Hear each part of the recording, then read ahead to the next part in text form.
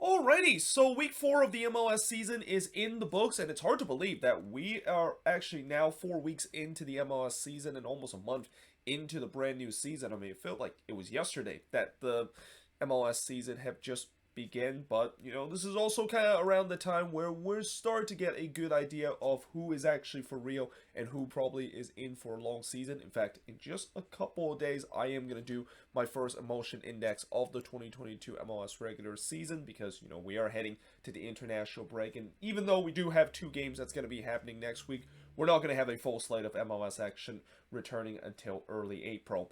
But that being said, let us actually look at the first game, which is between the New York Red Bulls versus the Columbus Crew. And this game was kind of a very scrappy game. And the goals that were scored in this game pretty much kind of sums up how this game was, where, yeah, it was at times tough to watch, especially in the first half. And it's not surprising since this is, of course, an early game, but also the fact that since this is a Red Bulls game and the Red Bulls tends to not play some of the nicest brand of soccer, yeah, you're going to kind of get these type of scrappy and just a game that is not really one that if you are into some high action and a lot of goals that is in a game kind of people that is going to watch this game. I mean, if you're more into like a defensive battle, then maybe this game, of course, is for you. But in the first half, Token fired a shot that was deflected wide. A lot of possession early for the Red Bulls, but it only generated one shot through 16 minutes. Room then denied Nealis from close range before Artur heads it wide in the 23rd minute. Columbus obviously started to control this game after that. Zarian, of course, puts it wide from 18 yards down the 28th minute. But that was pretty much it in terms of the action of the first half. As for the rest of the first half, really scrappy play, nothing really much to speak of and worthy to put it on the board. And we had to have time scoreless between both of these teams. In the second half, Cornell was able to deny Etienne as the flag, of course, went up.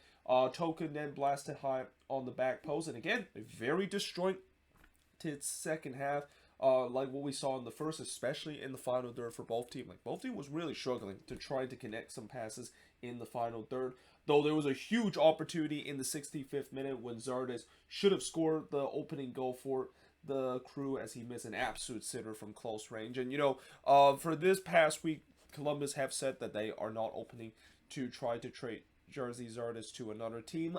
I'm not quite sure if that is actually true, considering the fact that, I know Jersey Zardes is famous in terms of missing some easy chances, and this is an example of it, but something tells me maybe he's missing it on purpose because he definitely want to move somewhere else, especially now that he has lost his starting role to Miguel Berry.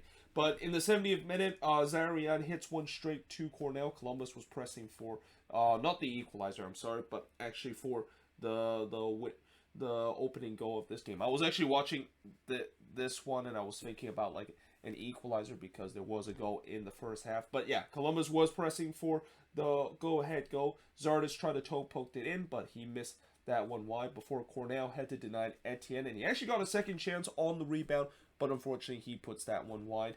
Cáceres then puts it over the bar from close range, and that was really the first real opportunity that the Red Bulls had, because Columbus really kind of dominated the second half in terms of chances, but the Red Bulls would actually get the lead in the 85th minute, and it's Barlow the ones that give the lead for the Red Bulls. But in many ways this was an absolute chaotic kind of goal that the Red Bulls have scored. Like, this ball was just in the box, it was dangling in the 18-yard box, and somehow in some way it goes in. I mean, even the MSG announcer, they didn't know who exactly scored the goal. I think Ship Messing originally said that it was Long that scored the goal, even though on the replay, yeah, it's clearly not Long that got the last touch. It looks like it was Barlow the one to do so. But yeah, if you want a goal that kind of summarized this game, that goal, of course, was the case. But it's also an example of how not to defend a corner from the Columbus Crew. I mean, how many times I've said before, when you leave the ball dangling in your own box,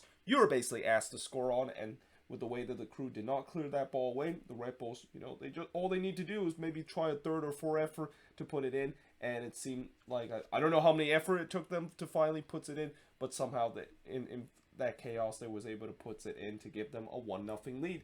Then Barlow looked to try to score his second goal of the game, but he missed that one wide, and it was actually looking for a second goal to pretty much kill this game off for the Red Bulls.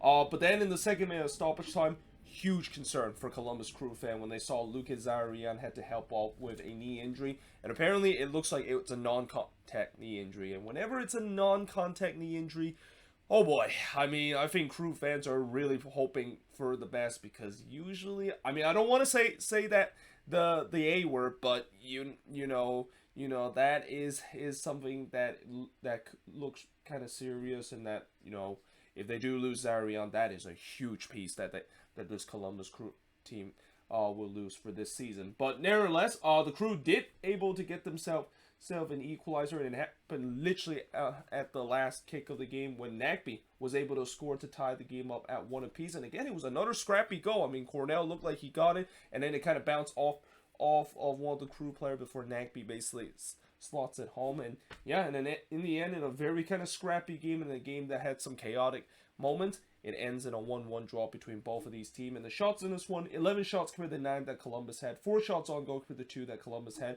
Both teams had 5 shots off target. Both teams had 2 shots that was blocked, and possession-wise, Columbus has the better possession. 56% possession compared to 44% possession that the Red Bulls has in this game. And, you know, overall, I mean, I think the Columbus Crew, they'll be happy with this result, even though, you know, they feel like they probably could have got all 3 points. And then especially, you know, getting a point is nice, but it might have come in a big cost if Lucas Zarian had suffered a serious injury, which let's just hope that is not the case, because, you know, it's one thing to see Zarian suffering serious injury that can damage the Crew season, but it's also the fact that Lucas Zarian is one of the more well-known name in MLS, and I always never like to see a star player go down with an injury, and a serious one, and let's just hope that, of course, is not the case. But now moving on, in terms of the next match. Oh boy, this was chaotic. It was chaotic in a way where it wasn't like this, where there was some scrappy goal, but this game, at times, it looked like a FIFA Ultimate Team match. I mean, at times, it looked like defense basically decided to not even show up for both sides, and then it just kind of become a track meet where it was end-to-end action, and there was tons of chances for both of these teams. And yet, despite the fact that is the case, the scoreline only ends in a 1-1 draw between both of these teams. Now, early on, Austin was definitely on the front foot early. Jerussi tried to give Austin the lead 5 minutes in, but he fires it wide from long range. There was a shout for a penalty for Austin that was not given before Bruin missed wide on the header in the back post. And the Sounders, after kind of getting off to a slow start into this game, they started to woke up and kind of control the possession. And by the way, notice I didn't write Tacoma Defiance versus Austin FC. And I know the Sounders didn't really play their strongest team. In fact, I would kind of say that this is kind of almost like their B team that they're playing in. But still, we know that they still have some decent player, and it seems like their back line was almost the same, except I think there was this one player, his name was called Reagan, that was actually making his debut in this game. So that was really the only change that we saw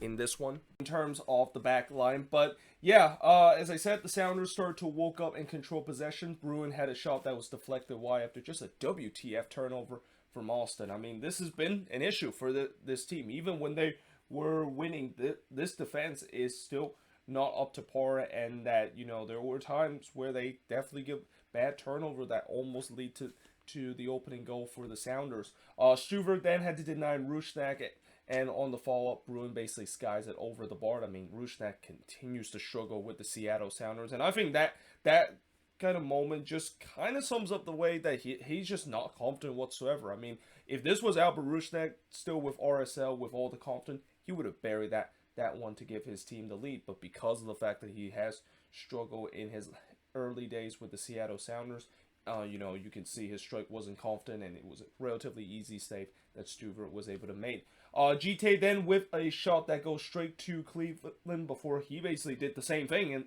just 6 minutes later, which, I mean, it's very rare you see a player do kind of the same thing in the single game, but to do it in such a short time, yeah, that is kind of I mean, unless you're scoring a goal, that is kind of a brutal thing to do, and that is, I definitely feel for Musa GT, having twice had a big opportunity to score but unable to do so. Speaking of scoring, Seattle does open up the scoreline in the 43rd minute, and it's the Dancing Bear. Will Bruin score from Rodon and Paulo to give Seattle a 1-0 lead. There was a question that maybe there was an offside, and I think it was mostly on Rodon's pass to Will Bruin, but they checked to see whether or not if that is the case, and it wasn't. And the goal, of course, was stand. So yeah, the Sounders have a 1-0 lead, and that's where we head to halftime. But when we get to the second half, this is where buckle your seatbelt, boys and girls, because this thing is about to get wild and become a peak MLS kind of end-to-end action games that we've seen in some of these crazy MLS games before. So in the second half, 50 minutes in, Chu, I thought he should have scored the second goal for the Sounders. Like, you know, I think throughout this game, John Strong mentioned the fact that, or actually not John Strong, but Stu Honan mentioned the fact that he's going to have nightmares about that. And in some way, he kind of stole my line too, because I was going to say the same thing, of the fact that he's going to have nightmare about that in his sleeps with the way that he just missed an absolute sitter from close range there. But then 5 minutes later, Rain sliced one that goes into the supporters section. And I thought Austin, they kind of looked a step slow to start the second half, especially on the attack. I mean, I thought in the first half, especially in the early part, they looked sharp on the attack, but it just feels like ever since that, they just look a step slow going forward on the attack. Though I think they probably saw me write that, because literally a couple of minutes later, they almost tied the game up.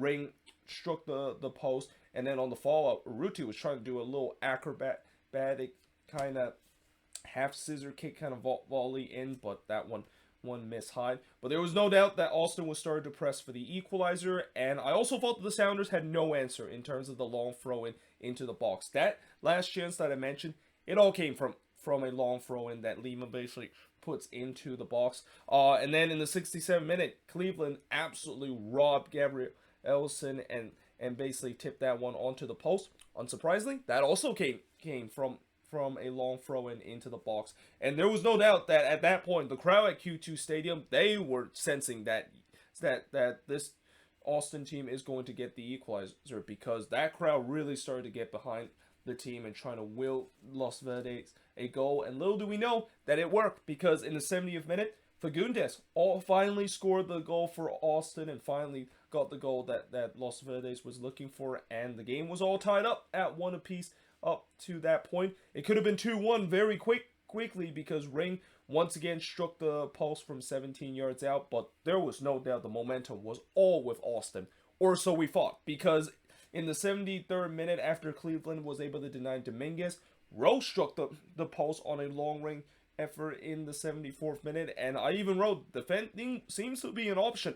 Should know at that point, as we have really reached peak MLS kind of chaos, with both teams decided that, you know what, forget defense. We're just going to go on attack left and right and see what happened at the end of that moment, because then in the 77th minute, Cleveland robbed Ring from 10 yards out, before on the other end, Stuver denied Morris from close range, and then going back to the other end, Jerussi puts it high from close range. Man, it was crazy how end to end this game was during that spell of period.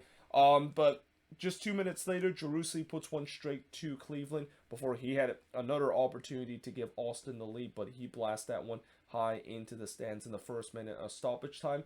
But yeah, after all the chaos that we saw in the second half, somehow in some way, this game only ends 1-1 between both of these teams, and the shots in this game pretty much just tells you that there was a lot of opportunity in this game. I mean, 21 shots for Austin compared to 14 that Seattle has. 8 shots on goal for the 4 that the Sounders had. 7 shots off target for the 10 that Austin has. Both teams had 3 shots that was blocked, and possession-wise, Austin had the better of the possession. 61% possession compared to 39% possession that the Sounders had. But overall, when you have such a chaotic game like we saw in this game, there is no doubt that the visitor team is going to be the more happier side, and in this case for the Sounders, they're definitely going to be more happier coming out of this game, because they survived a game that, you know, they could argue that they probably could have won this game, but at the same time, they could also lost it with the way that Austin had a lot of chances in that second half. But, you know, for Austin, they'll be definitely disappointed to draw points at home, but especially playing against a weak Sounders team, and that this is of course the second consecutive year where the Verdes had a chance to play against a weak Sounders team, and they aren't able to come up with 3 points. Although at least this time they didn't completely embarrass themselves by not even getting any points at home, because remember last season they were virtually playing the Tacoma Defiance and they still somehow lost that one. At least in this one they did, of course, got a point, but you just wonder that they probably should have got all three, especially of some of the big chances that they miss in this game.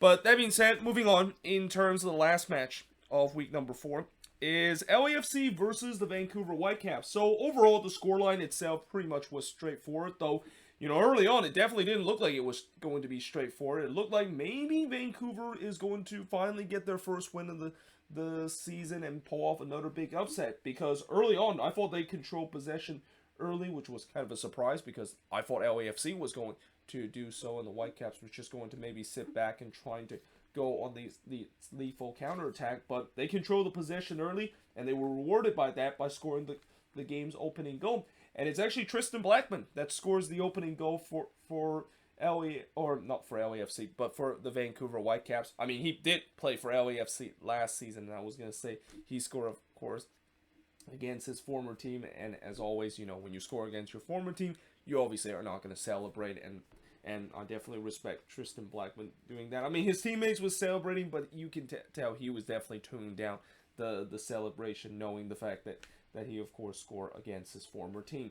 But Cavallini had a chance to double that lead for the Whitecaps, but he struck that post. And again, early on, it was all Whitecaps, and all of a sudden you just wonder what's going on with LAFC and why are they're getting off to such a slow start. But, you know, they eventually did wake up in the 16th minute when Hassel did head to deny Safundes from close range. And then on the other end, actually not Crapo denied Safundes. Can't make the same mistake I did earlier today in that game between NYCFC versus the Union. But it was more like Hassel actually denied Safundes in that point, before Fall heads one just hide in the 23rd minute, and the chances were starting to kind of come in for both teams, but LAFC would get the equalizer in the 28th minute, and it's Hollinshead scoring his first goal for LAFC from Vela to tie the game up at 1 apiece. I mean, they mentioned many times that Hollinshead wasn't expected to start this game, but because of injuries with the squad, he was getting the starts, and boy, has he take advantage of that with him scoring a goal here, and ends up actually grabbing a brace in this game. Vela then hits one straight to Hassel in the 29th minute. The momentum was definitely with LAFC, and they would take the lead for the first time in the 38th minute, and it's Carlos Vela scoring in the 38th minute to give LAFC a 2-1 lead, and that's the scoreline as we head into halftime. In the second half, Hollinshead's trying to score his second goal, but he hits one straight to Hassel. Poku then hits one straight to Hassel in the 51st minute, and LAFC kind of picked up where they left off in the first half, starting out strong here in the second half and was pressing to trying to get that third goal. Hassel then denied Vela in the near post in the 68th minute, before in the 71st minute, LAFC did get that third goal, and it's Hollinshead again scoring here to make it 3-1 in favor of LAFC. It was almost 4-1 LAFC when Opoku just missed wide from 17 yards out in the 74th minute. And I also wrote that this could get ugly for Vancouver, because you can clearly see that when LAFC basically is hitting on their full cylinder, like what we saw in this game, they could definitely put a crooked number on the score sheet. Safuntes blast one into the 3-2-5-2 in the 79th minute, though, you know, eventually LAFC did kind of take their foot off the gas a little bit and kind of start to slow things down and just seize out this game, and that in the end would result them, of course, getting a 3-1 win against the Vancouver Whitecaps. Shots in this one, 18 shots for the 7 that the Whitecaps had, 9 shots on goal for the 2 that Vancouver has. Both teams had 3 shots off target, 2 shots that was blocked for the 6 that LAFC had. And possession-wise, LAFC have a 62% possession compared to 38% possession that the Whitecaps has in this game. And, you know, for LAFC, again, you know, it kind of was looking a little bit sketchy early in this game, but eventually they were able to realize their potential and getting the 3 points that they expected. But for the Vancouver Whitecaps, the struggle continued for Vanny Sartini. These sides still searching for their first win after 4 weeks now. But either way, hope you guys enjoyed this video. If you do, make sure you guys leave a like, smash the subscribe button. Let me know in the comments below what do you think of these free games. And yeah, hope you guys enjoyed this video, and I will see you guys next time.